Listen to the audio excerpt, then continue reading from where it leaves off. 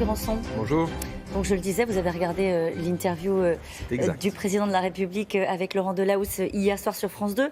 Le président qui était avare d'interviews jusqu'à présent, on a vu qu'il savait répondre à des questions debout et sans notes, mais sinon, qu'est-ce que vous retenez de cet entretien ?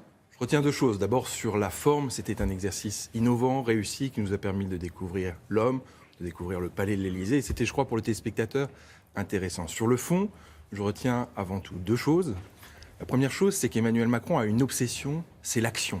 Il n'est pas dans la gesticulation, dans l'incantation. Dans le commentaire. Il n'est pas dans le commentaire. Il est là pour agir, pour faire, pour transformer le pays et pour appliquer de manière quasiment intransigeante le programme pour lequel il a été élu.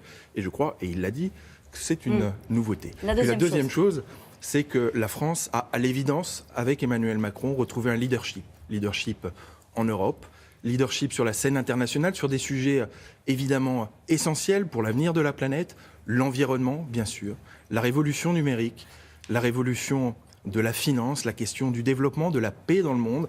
La France est de retour et je crois que chacun peut s'en réjouir. Et en tout cas, à la lecture des courbes de popularité que j'ai découvertes hier matin dans le JDD, je crois que les Français sont heureux qu'un président de la République soit au travail pour changer le pays. En général, les responsables politiques disent qu'ils ne regardent pas les sondages. Vous l'avouez. Vous regardez les coupes de popularité. Donc je vous ressortirai cette interview quand les sondages seront mauvais. Après 6 mois, traditionnellement en politique, les exécutifs voient leur courbe de popularité qui s'écroule et les promesses qui ne sont pas appliquées. Aujourd'hui, les promesses sont appliquées et les popularités se consolident. Et je crois que l'un est lié à l'autre. Plus sérieusement, le président de la République a expliqué à plusieurs reprises, vous l'avez dit, qu'il fallait aller vite.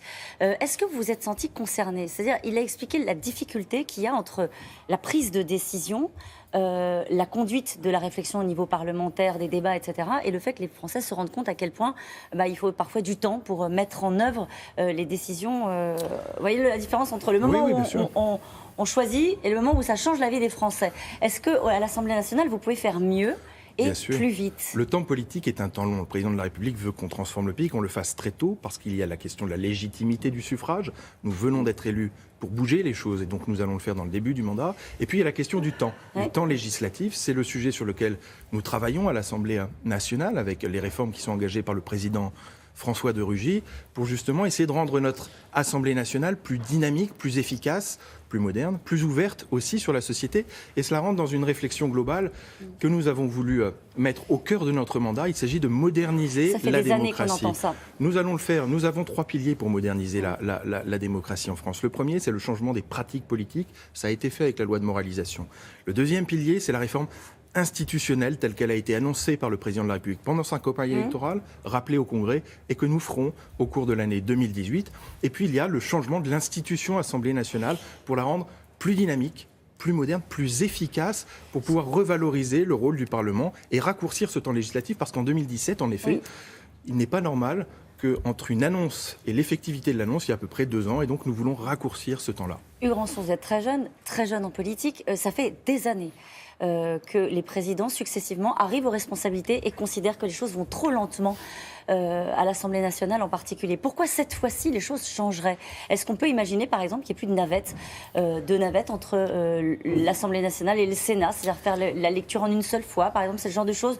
Vous dites, le pays est prêt et les parlementaires sont prêts. Il y a des propositions qui ont été faites par des groupes de travail, je le répète, cette réforme, elle est portée par une méthode nouvelle, qui est une méthode collaborative. Tous les groupes parlementaires, de la France insoumise aux Républicains, participent à la réflexion pour justement trouver des points de consensus pour raccourcir le temps parlementaire. Il s'agira certainement de modifier le droit d'amendement, il s'agira très certainement d'examiner les cas où un texte pourrait être adopté en commission avant d'être uniquement voté en séance publique. Il s'agira justement de travailler sur les questions d'évaluation et de contrôle des politiques publiques, parce que nous devons rentrer dans cette nouvelle logique d'évaluation et de contrôle des politiques publiques qui sont menées. Avant de décider ce qu'il faut faire, examinons et regardons ce qui a fonctionné ou ce qui n'a pas fonctionné par le passé.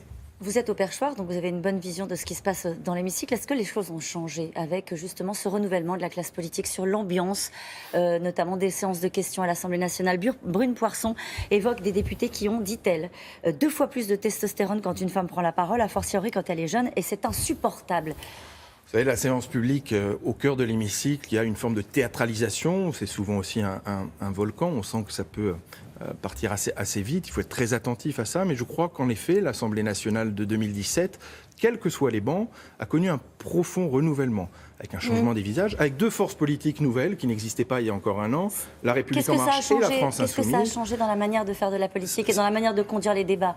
Ça a changé parce que vous avez forcément à la fois des nouvelles têtes, une nouvelle génération, une nouvelle façon de voir le monde aussi, par rapport à des sujets qui sont ceux de cette génération. On parlait de numérique, on parlait d'environnement, on parle peut-être demain de migrants. Aujourd'hui, vous avez une génération nouvelle qui essaye d'aborder les sujets avec un nouveau regard, un nouvel état d'esprit et qui essaye de construire la France de 2022 pour pouvoir justement rendre en 2022 un pays dans un meilleur état que celui dans lequel nous l'avons trouvé. L'immigration, on en parle maintenant. Le gouvernement veut réduire les délais de traitement des demandeurs d'asile. Le ministre de l'Intérieur pousse, c'est ce que je disais hier dans le JDD, pousse les préfets à durcir leurs objectifs chiffrés en matière d'expulsion. Est-ce que vous êtes en phase totalement avec cette politique? Visiblement, il y a des états d'âme à La République En Marche. C'est difficile de parler d'un texte dont personne n'a connaissance aujourd'hui. En revanche, je crois que sur ce sujet-là, il faut essayer de sortir des passions et de sortir des caricatures. C'est pas facile. Il y a un équilibre à trouver. Il y a le droit d'asile et il y a la politique migratoire. Sur le droit d'asile, il ne s'agit pas d'une faculté, c'est une obligation pour le pays d'accueillir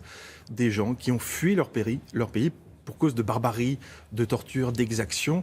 Et donc, nous avons une obligation, par rapport aux traités internationaux auxquels nous avons souscrit, d'accueillir. Il faut travailler sur ces questions d'accueil, d'hébergement, d'intégration et d'insertion. Ce n'est pas un acte de générosité, je rappelle, c'est le devoir, et c'est une question, en réalité, de dignité humaine. Et puis, la question de la politique migratoire, les personnes qui viendraient en France pour des raisons économiques ou pour d'autres raisons, et sur lesquelles, là, le gouvernement veut introduire de la fermeté, parce que nous ne pouvons pas, et c'est Michel Rocard qui l'avait dit, accueillir toute la misère du monde. En revanche, nous pouvons y prendre notre part. Et donc, il y a cet équilibre à trouver entre la fermeté par rapport à une politique migratoire qui ne pourra pas accueillir tout le monde et des actes d'ouverture et d'accueil conformément à la tradition de la politique française en matière d'asile. Vous savez, sur cette question-là, les migrations, elles ont vocation à se développer, à être de plus en plus importantes, notamment pour des questions climatique. Et c'est un sujet qui est éminemment international. Et le paradoxe, c'est que ce sont les États qui ont une compétence souveraine, et c'est normal, pour savoir qui est sur son territoire ou qui ne peut pas être sur son territoire. Et il va falloir à un moment qu'on aborde cette question de manière européenne, transnationale, internationale, parce que c'est évidemment un des sujets majeurs des années à venir. Quel âge vous avez eu, Grandson? 39 ans. Vous iriez passer vos 40 ans à Chambord?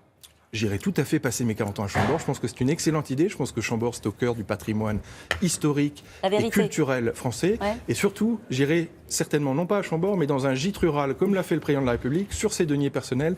Je ne vois pas, en tout cas aujourd'hui, d'objet à polémique. Vos amis sont prévenus, les 40 ans du Grandson. Les miens sont prévus prochainement et ça me donne peut-être une idée. C'est ça. Merci à vous. C'est à vous, Laurent.